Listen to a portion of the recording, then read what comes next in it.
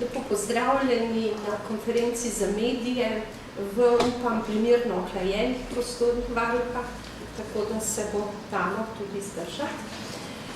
Pozdravljam vas tako v imenu institucije, kot tudi sodelujočih nevladnih organizacij, tokrat 4, kajti gre za poročilo Državnega preventivnega mehanizma za preteklo leto. Kot veste, pa smo v teh prostorih letos podpisali sodelovanje s kar 8 nevladnimi organizacijami. Poročilo je torej posebno in tudi v angleškem jeziku že prevedeno. Državni preventivni mehanizem, več o njem bo spregovoril namestnik Ivan Ševih, ki ga tudi vodi. Ob meni je tudi magister Jure Markič in predstavnice in predstavniki nevladnih organizacij. Nekako smo si tudi razdelili svoje naloge, tako da bom jaz povedala nekaj uvodnih besed, pozneje pa bo namestnik bolj podrobno predstavil zgodovino Državnega preventivnega mehanizma, bi sama dodala medtem kot vse ostalo, kako potekajo obiski, kje smo bili, kaj se dogaja, tako na domačem, kot tudi mednarodnem področju, je kot rečeno danes v pristojnosti namestnika, ki tudi sicer vodi poleg policijskih postopkov, pravosodja, odvzema prostosti, tudi državni preventivni mehanizem. Torej, zakaj je pomembno, da imamo državni preventivni mehanizem? Poseči je potrebno v zgodovino in sicer v 70. leta prejšnjega stoletja, ko je Organizacija Združenih narodov ugotavljala, da je nujno vzpostaviti redne obiske zaprtih ustanov, da bi se na ta način tam preprečilo morebitno mučenje in druge oblike ponižujočega ravnanja. Leta 1984 je Generalna skupščina Združenih narodov sprejela konvencijo proti mučenju in drugim krutim, nečloveškim ali ponižujočim ravnanjem ali kaznovanjem. OPCAT oziroma opcijski protokol k tej konvenciji, ki je tudi dejansko vzpostavil redne obiske zaprtih ustanov s pomočjo pododbora za preprečevanje mučenja in državnih preventivnih mehanizmov, torej DPM, pa je bil sprejet leta 2002 in je začel veljati leta 2006. Slovenija je ratificirala zakon, o njegovi ratifikaciji je začel veljati 1.1.2007, medtem ko je bil ratificiran že leta 2001. Poudarja preprečevanje namesto reakcije in tudi sodelovanje, torej bolj preventivo, ne išče krivcev in obsoja, ampak se trudi, da bi bilo stanje v ustanovah, kjer so osebe zaprte, kjer jim je odvzeta prostost, drugačno, torej brez kakršnegakoli mučenja in brez drugih kršitev. Trenutno je na svetovni ravni kar 61 državnih preventivnih mehanizmov, da smo bili lani predsedujoči za jugovzhodno Evropo in kako je potekalo, koliko je bilo srečan, bo predstavil namestnik. Varuh se je torej temu pridružil v letu 2006 z zakonom o ratifikaciji opcijskega protokola konvencij proti mučenju ali drugim krutim, nečloveškim ali poniževalnim kaznim ali ravnanjem. Postal je sestavni del splošno veljavnega sistema pod okriljem Organizacije Združenih narodov, ki na mednarodni in državni ravni uveljavlja dodaten mehanizem za preprečevanje mučenja in drugih oblik grdega ravnanja z ljudmi, ki jim je bila odvzeta prostost. Gre torej za preventivne oblike, samim delovanjem se veča transparentnost delovanja, pregovorno torej zaprtih institucij, kjer je ljudem omejena možnost gibanja in ki so lahko v svoji zaprtosti hitro leglo nepravilnega ravnanja z ljudmi. Seveda, pogosto mislimo, da gre predvsem za zapore, policijske torej prostore za pridržanje, vendar gre tudi za prostore v psihiatričnih klinikah, kjer imajo ljudje omejeno svobodo gibanja ali so zaprti, pa tudi gre za osebe, ki se nahajajo v domovih starejših občanov, predvsem z demenco in drugimi oblikami, ki terjajo omejeno svobodo njihovega gibanja, pa tudi za različne zavode in prevzgojni dom Radeček in take vrste pri nas. Sedaj pa bi predala kar besedo svojemu namestniku Ivanu Ševihu, kot rečeno vodi Državnega preventivnega mehanizma, da predstavi delo kot tudi publikacijo, ki jo imate danes pred seboj. Hvala za besedo. Zakon o ratifikaciji Opsijskega protokola določa, da varuh naloge in pooblastila državnega preventivnega mehanizma izvršuje varuh. Pri tem hkrati tudi določa, da lahko z varuhom pri upravljanju nadzora na krajih odvzema prostosti sodeluje tudi izbrane nevladne organizacije. Te se izberejo vsakokrat na podlagi javnega razpisa. Z vključitvijo nevladnih in pa humanitarnih organizacij v izvajanje nalog in pooblastil državnega preventivnega mehanizma se je nedvomno povečala tudi transparentnost našega delovanja na tem področju, kar zagotavlja še kakovostnejše izvajanje prevzetih nalog po ratifikaciji Opsijskega protokola. Lahko rečem, da nevladne in pa humanitarne organizacije zagotavljajo različen spekter strokovnjakov, ki jih varuh na tem področju nima. Hkrati pa je varuh na podlagi javnega razpisa za sodelovanje povabil tudi zdravnike izvedence, ki na terenu ob naših obiskih vsakokrat ugotavljajo, ali bi lahko šlo v določenih primerih za sumničenje ali katerokoli drugo obliko ponižujočega ravnanja.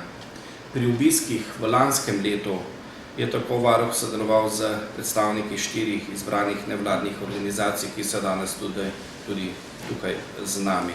In sicer iz Novega Paradoksa, PIC-a, Inštituta Primus, sedaj Skupa in pa Zveze društev upokojencev Slovenije, ki so se upravičili. Za izvajanje nalog in pa pooblastil državnega preventivnega mehanizma sicer v naših obiskih ugotavljamo, ali je država oziroma institucije spoštujejo pravila in standarde, s katerimi se je zavezala naša država tako z ustavo, kot tudi z mednarodnimi konvencijami, da bo namreč ob odvzemu prostosti spoštovala človekove pravice, zlasti pa človekovo osebnost in njegovo dostojanstvo. Pri tem se zavedamo, da zaprte osebe predstavljajo posebej ranljivo skupino prebivalstva. Varuh zato tej skupini tudi sicer namenja posebno pozornost, njihove pobude pa obravnava z poudarjeno skrbnostjo. Gre namreč za osebe, ki so običajno porinjene na rob družbenega dogajanja, ter še posebej zato ranljive in nemočne. Njihovo življenje se praviloma odvija za zaprtimi vrati stran od oči javnosti, ki na mnoge izmed njih pogosto celo gleda z nezaupanjem ali premajhnim razumevanjem. Varuh je v vlogi državnega preventivnega mehanizma sicer prvi obisk opravil že v marcu v letu 2008. Skupno je bilo v prvem letu, se pravi v letu 2008, opravljeno 35 obiskov različnih krajev odvzema prostosti, v naslednjem letu, v letu 2009, 41, v letu 2010, 44, v letu 2011 in pa 2012 vsakokrat po 46 obiskov in v letu 2013 48 obiskov. Večina teh obiskov je bila nenapovedana. V letu 2014, se pravi v lanskem letu, pa smo opravili 39 obiskov različnih ustanov. Od tega 16 policijskih postaj, 7 zavodov za prestajanje kazni zapora, 5 socialno-varstvenih zavodov, 2 posebna socialno-varstvena zavoda, 4 psihiatrične bolnišnice, 4 vzgojne zavode in pa center za tujce. Vsi obiski v lanskem letu, razen 3, so bili prav tako opravljeni brez predhodnega obvestila o samem obisku. Sicer uresničevanje priporočil iz posameznih obiskov varuh redno preverja ob ponovnih obiskih ustanov. Pri načrtovanju števila obiskov moramo seveda upoštevati naše kadrovske zmožnosti, zlasti pa finančna sredstva, ki se nam razpolagajo za izvajanje teh dejavnosti. Pred vami je posebna publikacija, drugi del sicer poročila varuha, ki je nekako prikaz oziroma sinteza naših ugotovitev iz teh obiskov v lanskem letu po posameznih ustanovah. Veseli nas zlasti, da sta pri pisanju tega poročila sodelovala tudi predstavnika izbrane nevladne organizacije, predstavnika Skupa, ki nam bosta potem kasneje tudi predstavila te glavne ugotovitve iz obiskov policijskih postaj in pa zaporov. Sicer pa bi sedaj predal besedo sodelavcu Juretu Markiču, da predstavi ugotovitve iz obiskov socialno-varstvenih zavodov, gre za obiske domov za starejše in pa psihiatrične bolnišnice. Ja, hvala. Državni preventivni mehanizem upravlja obiske tudi ustanov oziroma institucij, kjer so zadržane osebe s težavami v duševnem zdravju. To so, tako kot je bilo že omenjeno, psihiatrične bolnišnice, pa tudi socialno-varstveni zavodi, tako domovi starejših, kot tudi posebni socialno-varstveni zavodi, kjer so tudi mlajše osebe s težavami v duševnem zdravju in duševnem razvoju. Vsako leto obiščemo vrsto teh institucij, nekatere pač prvič, v primeru drugih institucij pa pravimo obiske ponovno, preverimo ugotovitve od prejšnjega obiska oziroma kakšni so napredki, kakšno je spoštovanje naših priporočil. V primeru socialno-varstvenih zavodov, predvsem domov starejših, smo v zadnjem času pozorni na organizacijo oziroma način dela na teh oddelkih. Namreč Zakon o duševnem zdravju posebej ureja varovane oddelke, Ministrstvo za delo, družino in socialne zadeve oziroma enake možnosti pa je z tako imenovanimi usmeritvami za delo z osebami z demenco pred časom, bom rekel, pod posebno organizacijo tovrstnih oddelkov določilo tudi oddelke s povečano pozornostjo. Varuh je tukaj imel oziroma DPM precej pripomb, kajti v primeru teh oddelkov ne bi bilo potrebno obveščati pri zadržanju, ko ni soglasja posameznika za namestitev sodišča, to se pravi izpeljati sodnega postopka, kot je zahteva Zakon o duševnem zdravju.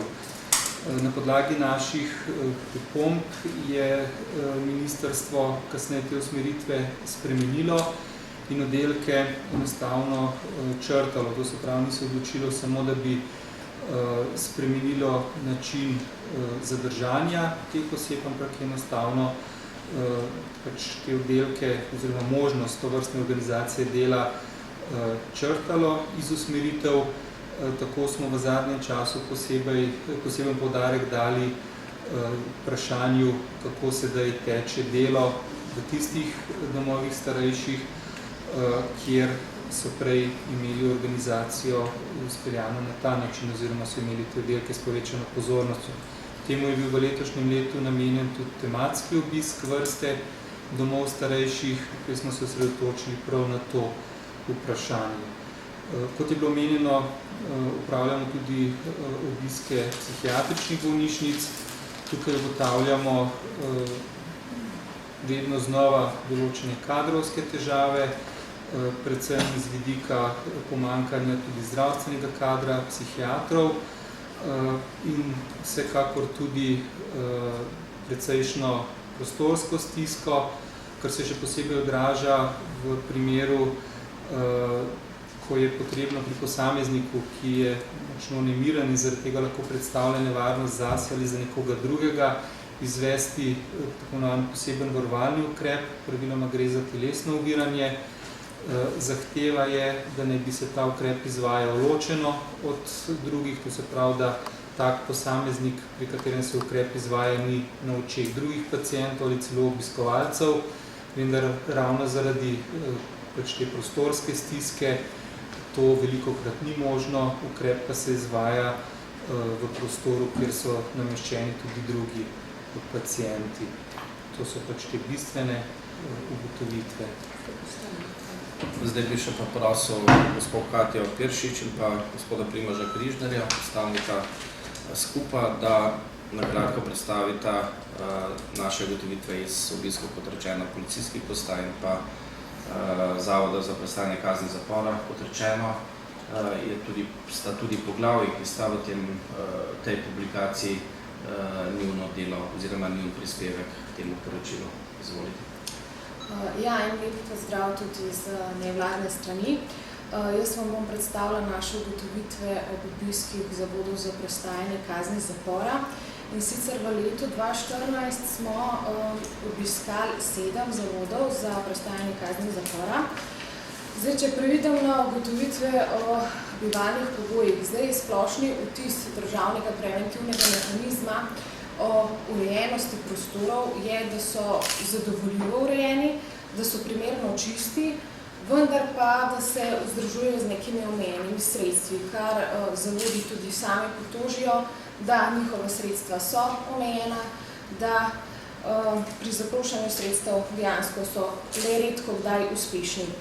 Zdaj, DPM je ob svojih obiskih opozarjal in priporočal na zamenjavo iztrošenega starega pohištva, še posebej kovinskih postelj in pa omaric, ki pač v tovrstnih zavodih niso bolj primerne so lesene.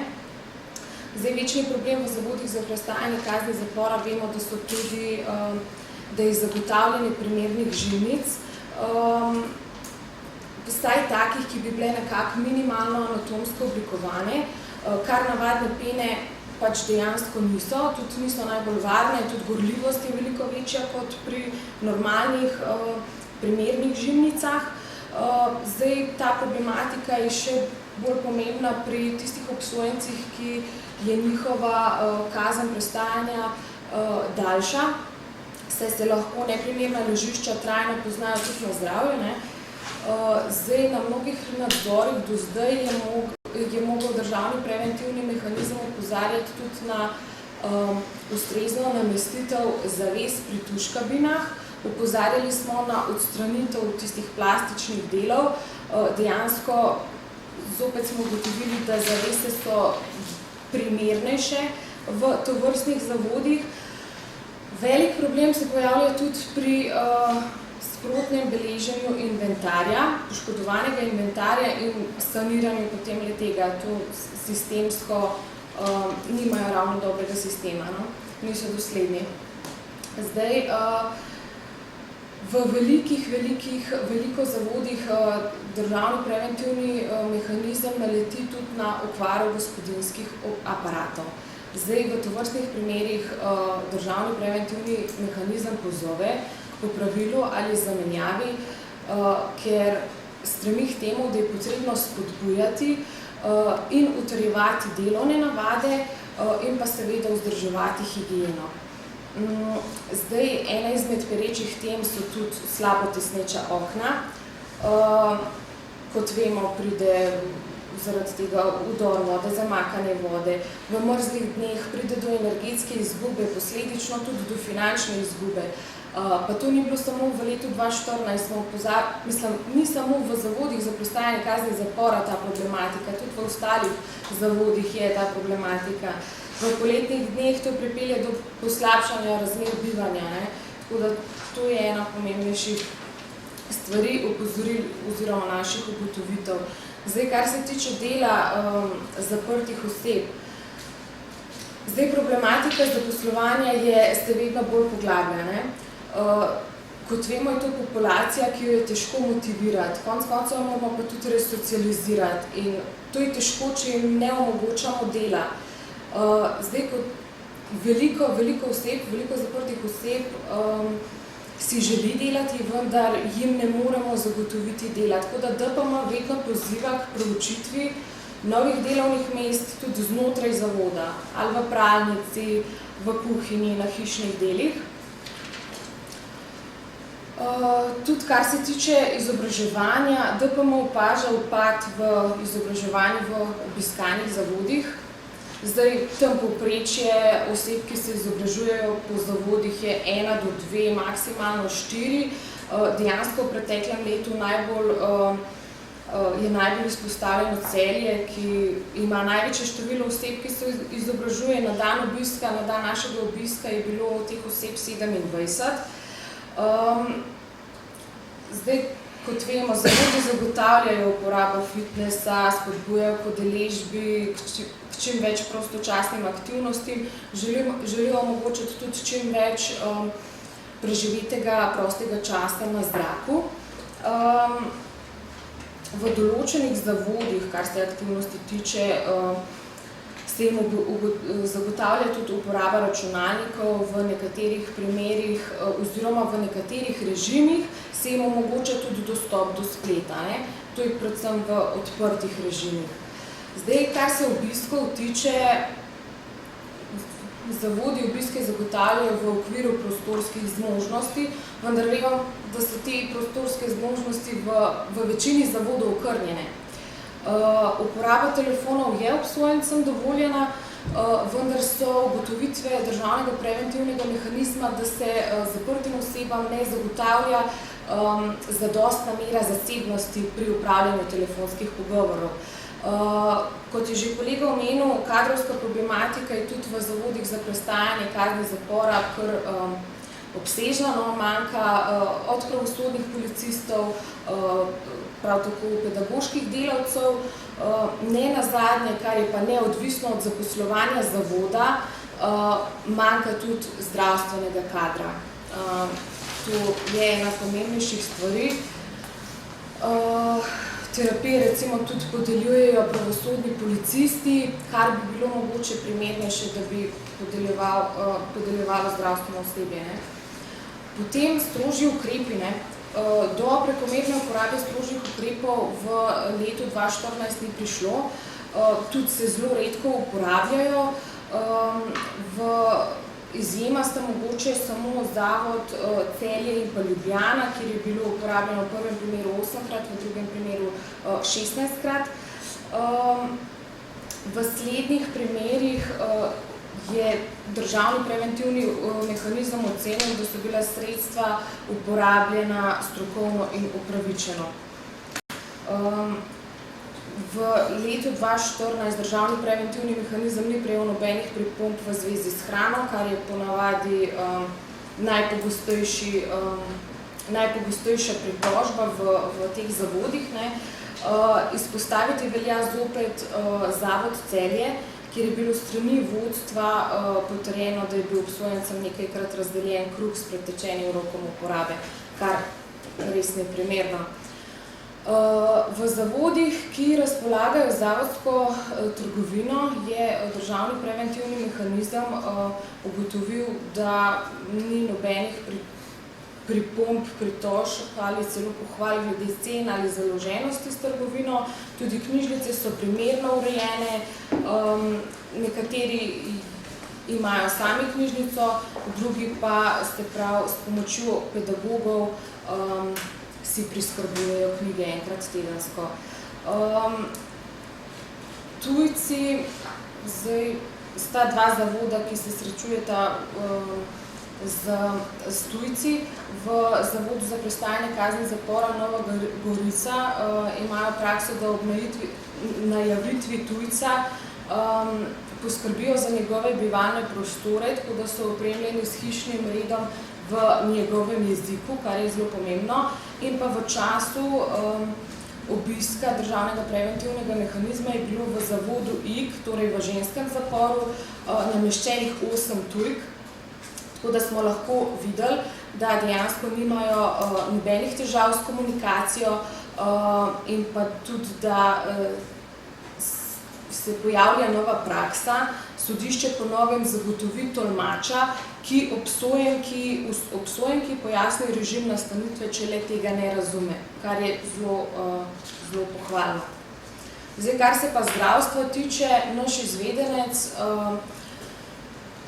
vedno na urad naslovi vprašanje, če obstaja še kakšna druga metoda zdravljenja odvisnosti kot samo substitucijska terapija. in nekako je le ta najbolj uveljavljena in priznana pri nas, tako da s tem bi jaz zaključila.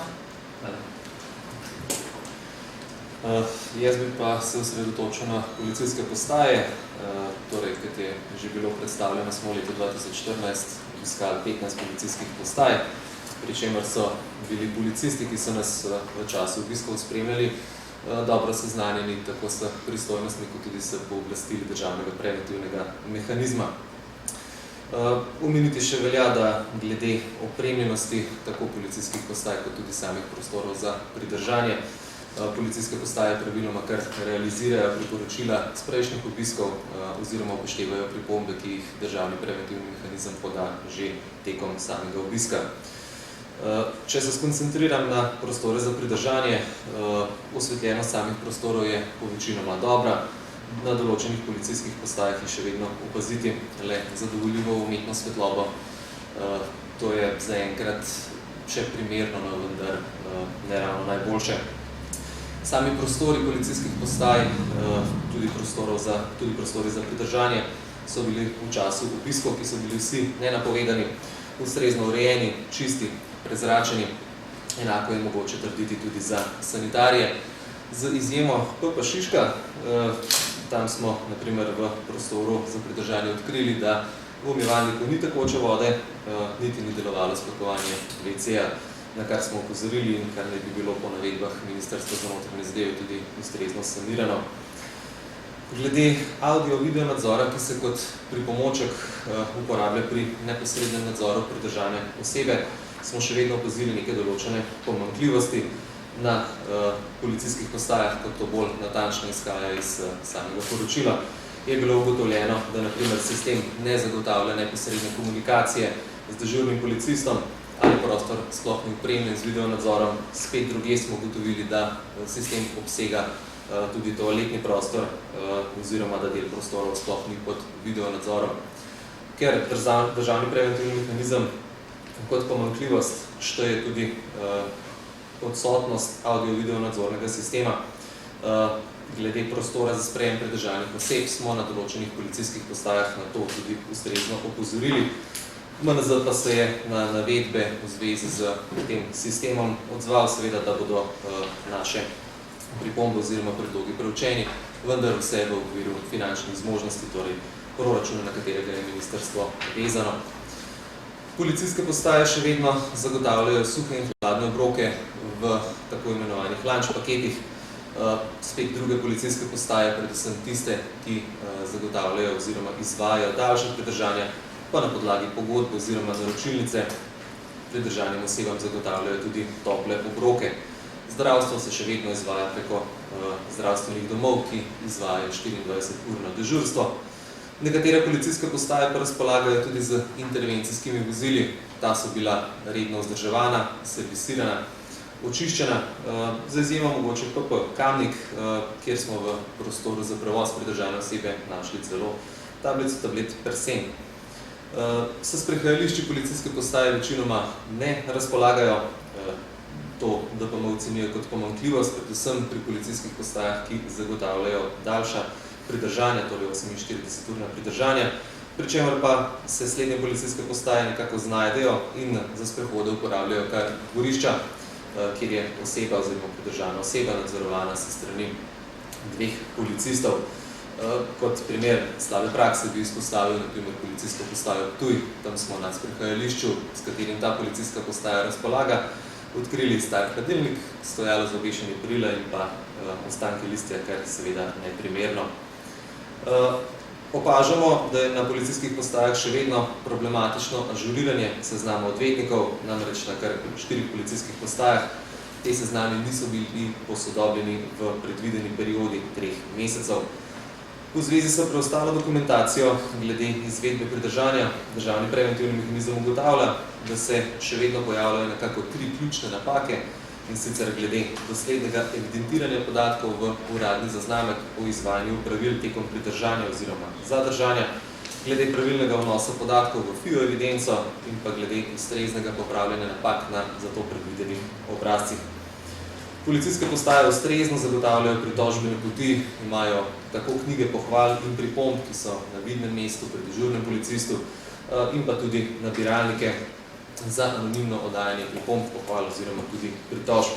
Seveda velja tudi pohvaliti določene policijske postaje, naprimer Domžale, Kamnik, kjer je naprimer knjiga pohval ustrezno oziroma zgledno urejena. Več ali manj vse policijske postaje zagotavljajo tudi dostop za invalidne osebe. Na skoraj vseh policijskih postajah pa smo ugotovili, da so prostori, delovni pogoji za policiste zelo dobri, ustrezni, z dvema izjemama. Torej v letu 2014 sta bili to policijski postaji Trebnje in Logatec, kjer se srečujejo tako s prostorsko problematiko, kot pa tudi s problemom ločevanja garderobnih prostorov za policiste. S tem bi jaz zaključil in predal besedo za nazaj. Nadaljeval bo namestnik Ivan Šeli, ki bi predstavil še nekaj tem, torej ali so pomanjkljivosti odpravljene, kako je na mednarodnem nivoju in kako deluje sedaj DPM v letu 2015. Hvala. V tem uvodnem prispevku smo nekako tudi strnili te naše glavne dosežke od samega začetka in do današnjih dni, ko predstavljamo dosežke oziroma spremembe na bolje iz teh naših obiskov, opozarjali na strani 14 in 16. Sicer pa lahko rečem, da ocenujemo, da je položaj zaprtih oseb na splošni ravni in pa primerjavi z drugimi državami dober. Veseli nas pri tem zlasti to, da ob naših obiskih so le redko pritožbe, ki gredo na odnos samega osebja, zlasti pa tiste, ki bi učitele recimo pravosodnim policistom oziroma policistom in pa drugemu osebju v teh ustanovah kakršnekoli oblike grdega ravnanja. To nas veseli, hkrati pa seveda pri poročilih, ki so potem vključena v naša poročila v samih obiskih, dajemo vrsto predlogov za izboljšanje situacije, ker pač ocenjujemo, da je na marsikaterem področju še možen napredek. Zdaj, državni preventivni mehanizme, poleg samih obiskov, je udeležen še v številnih drugih dogodkih. Tudi v tej smeri oziroma te aktivnosti prikazujemo v posebni tabeli v tej publikaciji in lahko rečem, da je bilo teh dogodkov preko 38. Gre za različno predstavljanje naših aktivnosti, tako pri nas, kot pa tudi v tujini. Mislim, da nam bo eno izkušnjo iz tega predstavlja tudi direktorica PIC-a. Lahko rečem, da je veliko zanimanje za naše delo tudi strani drugih držav oziroma drugih državnih preventivnih mehanizmov in v začetku meseca avgusta bomo tudi gostili pri nas državni preventivni mehanizem Črne gore, ki bo prisotno ob 4 naših obiskih v teh ustanovah. Za konec tudi lahko rečem, da vas seznanim še z informacijo, da smo v tem letu nekako razdelili delovanje varuha na tem preventivnem področju, se pravi, ko gre za izvajanje državnega preventivnega mehanizma. V tej enoti sta sedaj 2 naša zaposlena, še 3 naši zaposleni, ki deloma prispeva izvajanju teh aktivnosti, dočim pa 3 sodelavci skrbijo samo za obravnavo individualnih pritožb. Gre za poskusno ločitev obeh dejavnosti, ki se seveda nujno potem tudi prepletata. Zdaj bi pa še predal besedo jaz direktorici PIC-a, pa potem še predstavnici novega Paradoksa. Lep pozdrav. Pravno-informacijski center nevladnih organizacij sodeluje že od samega začetka pri državnem preventivnem mehanizmu in model, ki je zastavljen bil v Sloveniji, to je model Ombudsman Plus, ocenjujemo kot izjemno pozitiven. Namreč gre za odprt sistem, dobro uravnotežen sistem, namreč združuje nevladne organizacije, ki so bolj terenske narave, če lahko temu tako rečemo, in seveda institucijo varuha človekovih pravic. Ta model ima toliko pozitivnih strani, da nas je v lanskem letu Organizacija za varnost in sodelovanje v Evropi povabila v Uzbekistan, kjer se sistem državnega preventivnega mehanizma sicer šele vzpostavlja, vendar so izkušnje, kot je slovenska, izjemno dobrodošle in seveda smo se z veseljem udeležili tega dogodka. To je bil večdnevni strokovni dogodek za uslužbence varuha človekovih pravic v Uzbekistanu. Najbrž veste, da je to kar precejšen izziv vzpostaviti tak sistem v državi, kot je Uzbekistan, vendar tam smo pustili svoje dobre izkušnje in upam seveda tudi da dobro popotnico za njihovo nadaljne delo. Jaz bi na tej točki še izpostavila, da to, kar je zapisano v poročilu tem in tudi preteklih poročilih DPM-ja, vidim predvsem kot rekla, takšna mikrogojišča ali pa možnosti potencialnih bodočih zlorab, seveda pravice varstva pred mučenjem in poniževalnim ravnanjem. In izjemno pomembno je, da se že v teh fazah seveda na to odreagira, na to opozori in seveda da ustrezna priporočila.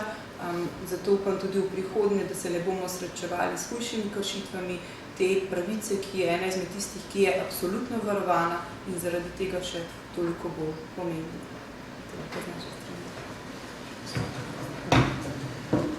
Novi paradoks tudi v državnem preventivnem mehanizmu sodeluje že v drugem obdobju. Naše področje, ki smo se ga opredelili, so predvsem psihiatrične bolnišnice, posebno socialno-varstveni zavodi, zaradi tega, ker delujemo dejansko na področju duševnega zdravja. Že sodelovanje pri zakonu o duševnem zdravju smo dali svoj prispevek in se mi zdi, da državni preventivni mehanizem samo nadgrajuje in dejansko daje moč izvajanja tudi samemu zakonu in dejansko odpravi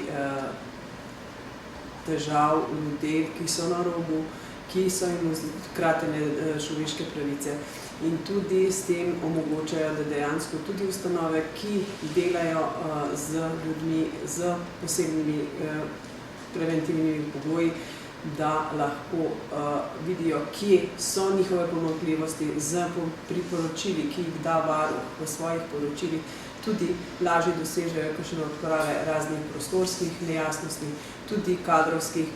Istočasno pa imajo tudi ljudje, ki od pacientov, stanovalcev ali uporabnikov, kakorkoli že, možnost tudi preko nas, dejansko, ki sodelujemo v preventivnem mehanizmu, izraziti svoje nestrinjenje oziroma opozoriti na določene pomanjkljivosti, ki so. Mislim, da je teh težav manj po posameznih enotah, prav na podlagi tega, kar delamo prek državnega preventivnega mehanizma. Hvala lepa. Preden dam besedo, bi še za vaše vprašanja, seveda, bi še pojasnila, da imamo danes pri varuhu še zelo pomembno srečanje in sicer z dvema ministricama aktualne vlade, ministrico za zdravje, gospo Milojko Kolar Celarc in ministrico za delo, družino, socialne zadeve in enake možnosti, dr. Anjo Kopač Mrak. Zakaj z obema? Zato, ker so nekatere teme tako skupne obema ministrstvoma, da varuh ugotavlja, da jih je moč rešiti le v sodelovanju z dvema, včasih pa pridejo celo potrebe po 3 ministrih in srečanjih, vendar danes bomo odprli nekatere pomembne teme, o tem boste preko naše službe za odnose z javnostmi tudi obveščeni. Hkrati pa z ozirom na to, da beležimo 2 najtoplejša dneva v letu, v teh 2 dneh tudi izvajamo meritve temperatur in sicer predvsem na področju zdravstva in tudi domov za starejše občane. Tudi o tem boste jutri, ko bodo zaključene, nekatere so že, na nekatere čakamo danes, obveščeni. Sedaj pa je čas za vaša vprašanja. Izvolite. Sicer je poročilo, Radio Slovenija. Bolj malo je bilo slišati glede prostorske stiske v zaporih. Ni bilo to poudarjeno. Je to zdaj ni več problem, je problem, pojasnim. Prostorska stiska ostaja ena glavnih težav v zaporih. Morda v tej predstavitvi ni bilo posebej to povedano, na njo pa opozarjamo tako v tem poročilu, pa tudi v poročilu Varuha, sicer ko pišemo o pobudah zaprtih oseb. V glavnem so skoraj vsi naši zavodi, z izjemo, lahko rečem, Razvojnega doma v Radečah, prezasedeni. In ostaja, kot rečeno, to je ena glavnih težav na tem področju. In na to opozarjajo tudi zaprte osebe, zaporniki. Zaprte osebe in tudi, če sledite obsodbam v Strasbourgu, tudi nekatere obsodbe, zlasti tiste, ki se nanašajo na razmere sicer zdaj že res v preteklem obdobju v ljubljanskem zavodu za prestajanje kazni zapora. Kaj pa odgovori ministrstva? Odgovori ministrstva oziroma Uprave za izvrševanje kazenskih sankcij gre seveda v iskanje novih rešitev na tem področju. Zdaj, Ljubljanski zavod za prestajanje kazni zapora je sprejel odločitev, da se, ko je doseženo določeno število zaprtih oseb v tej ustanovi, se osebe premestijo v druge ustanove. Seveda to povzroča težave potem v ostalih zavodih, tja, kamor se zaprte osebe premestijo, ampak problem se na ta način vsaj deloma omili in pa ublaži. Seveda bo treba na tem področju poiskati še druge možnosti. Mi oziroma Varuh opozarja, da gradnja zaporov ne more biti rešitev, treba bi se bilo posluževati večjih možnosti alternativnega prestajanja kazni zapora. Dobre možnosti so že v sami zakonodaji, mi pravimo, da bi morali že to, kar imamo sedaj, ob seveda morebitnih drugih možnosti, to bolj izkoristiti v praksi. Še kakšno vprašanje? Sicer se vam zahvaljujem za obisk in se vidimo naslednjič.